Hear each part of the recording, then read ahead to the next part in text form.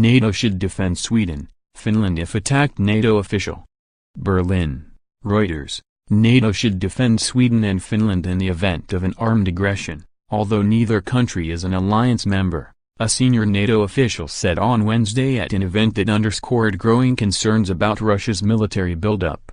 Commodore Hans Helseth, special advisor to the NATO Joint Warfare Center in Norway, said the two nations' growing ties to the Western Alliance increased their risk and NATO had a moral obligation to come to their assistance if they were attacked. Their non-membership actually lowers the threshold of an armed aggression against the two countries. In my opinion, NATO simply has for moral reasons and other reasons to come to the two countries' assistance, Helseth said at the Berlin Security Conference. He said NATO remained open to welcoming both nations as members if they chose to join. Finland, Sweden, Denmark, Norway and Iceland agreed this month to step up defense cooperation and exchange more air surveillance information, part of a broader effort to build up their defenses to counter Russian activities.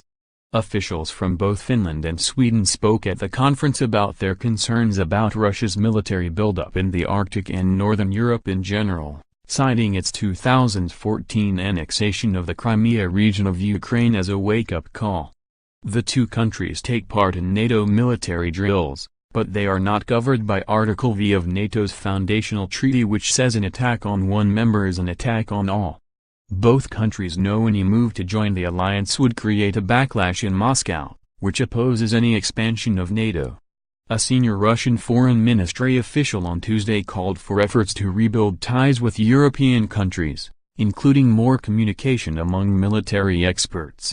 But Helseth said there could be no return to business as usual with Russia given its annexation of Crimea and its role in supporting violence in eastern Ukraine, as well as its support of Syrian President Bashar al-Assad and use of unfriendly attacks in the cyber domain.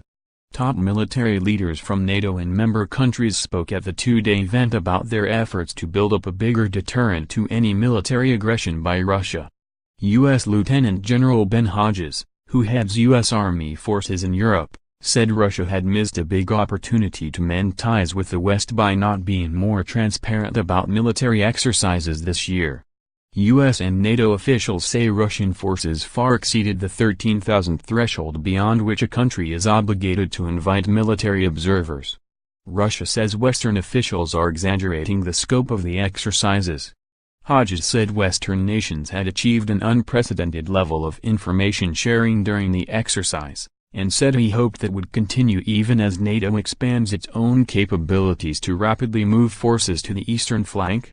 He cited concerns about recent activities by Russia, including its purchase of 2,000 vehicles to transport tanks by road and moves to take advantage of melting ice in the Arctic. Russia is not sitting around waiting to see what happens. Reporting by Andrea Schill, editing by Peter Graff.